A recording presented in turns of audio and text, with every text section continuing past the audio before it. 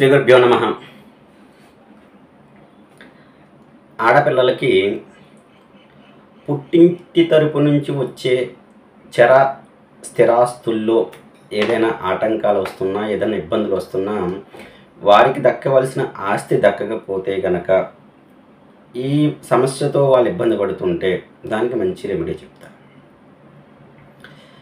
గురువారం రోజున శ్రీ మేధాదక్షిణామూర్తి స్వామిని అర్చించుకుని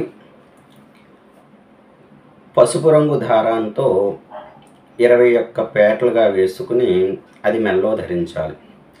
అలాగే చేతికి కంకణంగా కూడా ధరించాలి. ఇలా ధరించి దక్షిణామూర్తిని అర్చించుకోవాలి. సహస్రనామాలతో దక్షిణామూర్తిని అర్చించుకుని స్వామివారికి మీ స్వహస్తాలతో చేసిన ఏ నైవేద్యమైనా పర్వాలేదు, లేదా శనగలు నివేదన చేసుకోవాలి. శనగలు ముందు రోజే నానబెట్టేసి ఉడకబెట్టుకుని తాలింపు పెట్టుకుని ఆ శనగల్ని నివేదనగా పెట్టుకోవాలి. అవి ఎవరికైనా మీ చుట్టుపక్కల వారికి కానీ మీకు తెలిసిన వాళ్ళకి ప్రసాదంగా పంచిపెడుతూ ఉండాలి. ఇలా ప్రతి వారము చేస్తూ ఉండాలి. తర్వాత ఈ వారం కట్టుకున్న కంకణం ఏదైతే ఉందో, మెడలో కట్టుకున్న పసుపు పచ్చని దారం ఏదైతే ఉందో, మరుసటి వారం రోజు తీసి అవి ఏదైనా పచ్చని చెట్టుకు కట్టాలి. వేసేయకూడదు, అలా చెట్టుకి ముడి వేయాలి. కంకణము మీ మెల్ల ఉన్న తాడు, మళ్ళా కొత్తవి కట్టుకోవాలి. ఇలాగా ప్రతి గురువారం చేస్తూ ఉండండి. మీరు అద్భుతాన్ని చూస్తారు.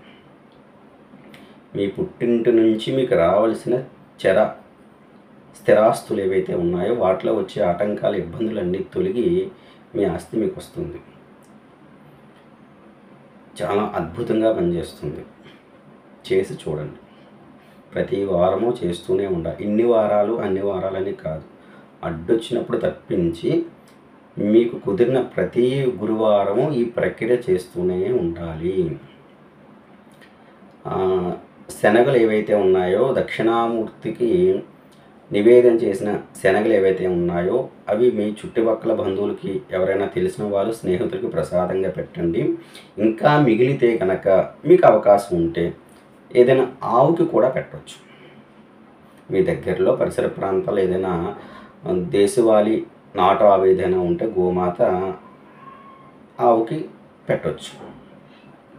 కానీ పాడవేయకూడదు, ఎక్కడా పాడేయకూడదు, పాడు చేయకూడదు. ప్రసాదం చాలా జాగ్రత్తగా పుచ్చుకోవాలి. ఇలా చేసుకుంటూ వెళ్తే కనుక, ప్రతి గురువారం చేసుకుంటూ వెళ్తే కనుక వీలైనంత తొందరలోనే చక్కగా మీ పుట్టింటి నుంచి వచ్చే ఆస్తి పరిపూర్ణంగా మీకు ఎంతైతే న్యాయం జరగాలో అంత న్యాయం కూడా జరుగుతుంది.